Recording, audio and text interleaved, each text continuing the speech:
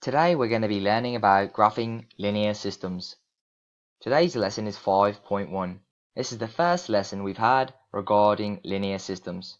Right now I'm encouraging you to pause the video and copy down both of the vocabulary words.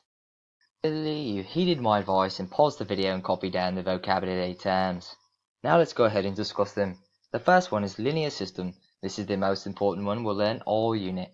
A linear system consists of two or more equations that have the same variables. So let's go ahead and write an example of what a linear system looks like. An example might be something like negative 3x plus 2y equals 10. And maybe the second equation is negative 4y plus 4x equals 17.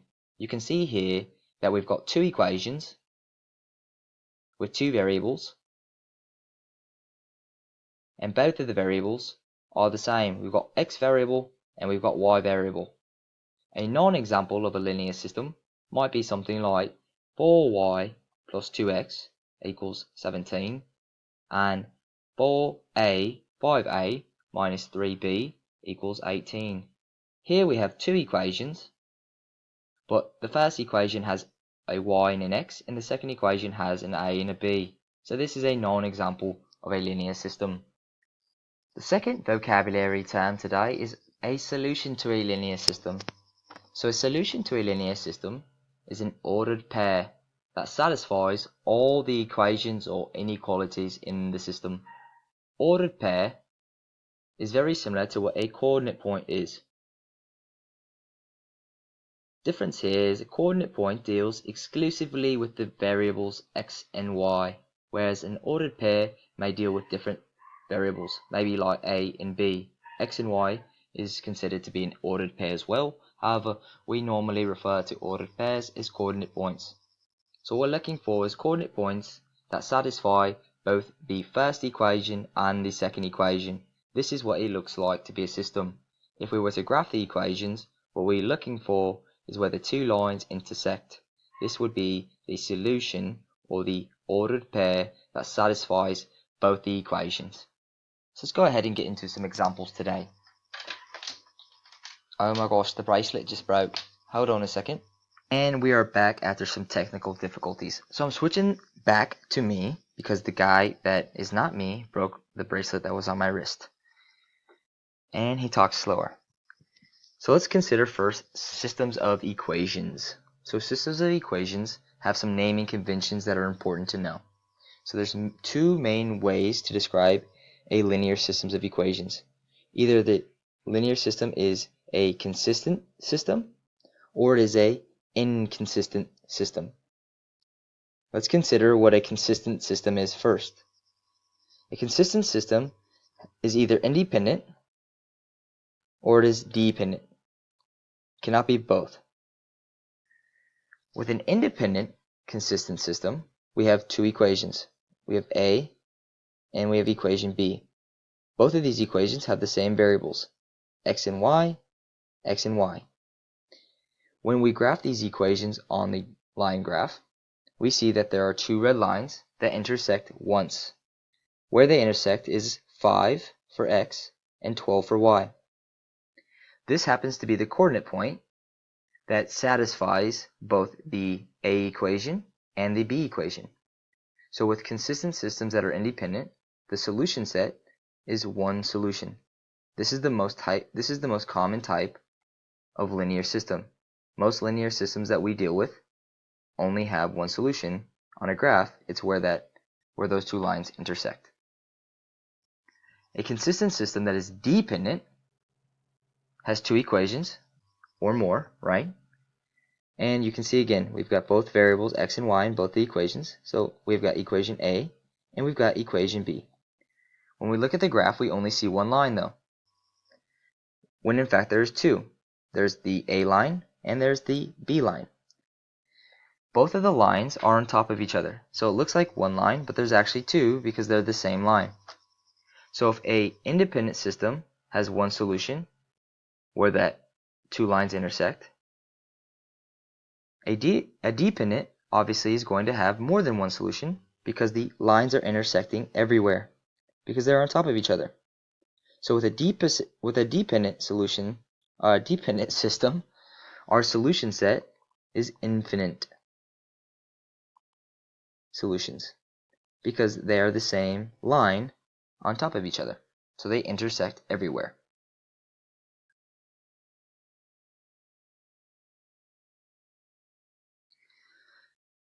The second main type of linear systems is a inconsistent system. So we covered what consistent systems were. Now let's look at an inconsistent system, which is modeled by the graph below.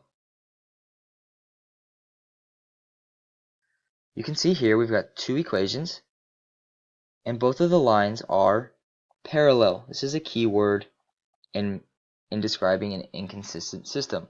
The word parallel means that both of the lines have the same slope. So as this line increases once, this line increases once. As this line moves over 1, 2, 3, this line moves over 1, 2, 3. They have the same slope. Because they have the same slope, they're never going to intersect. And because they never intersect, and typically where lines intersect are our solutions, if they never intersect, in this case we have a solution set of no solution. These are the three different types of linear systems that you might see. Independent, that has one solution. Consistent dependent, that has infinite solutions. Or an inconsistent system that has no solutions.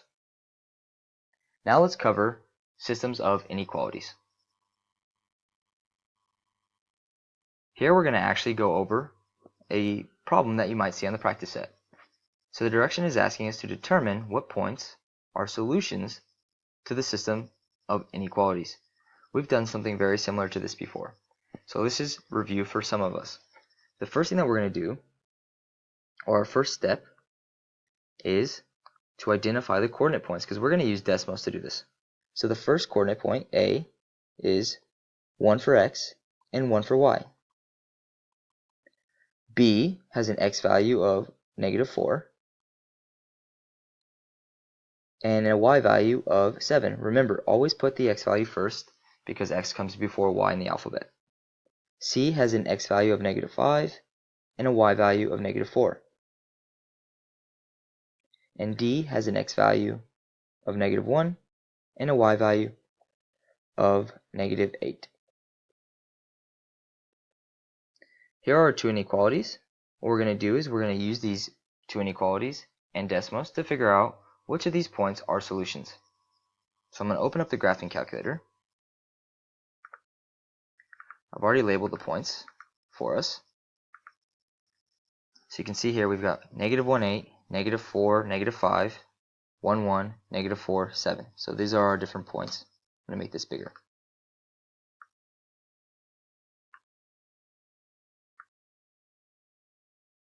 Now it's time to graph. So I've typed in both the inequalities. I'm going to put them in.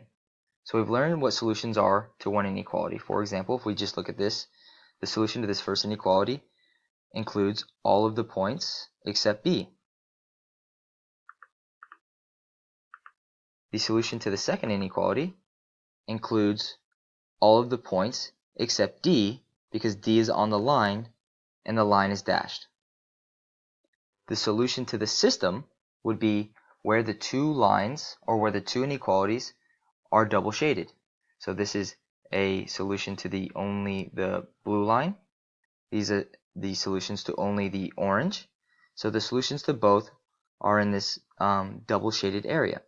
And the coordinate points that fall within this system are A and C. So our answer for this particular problem would be points A and C.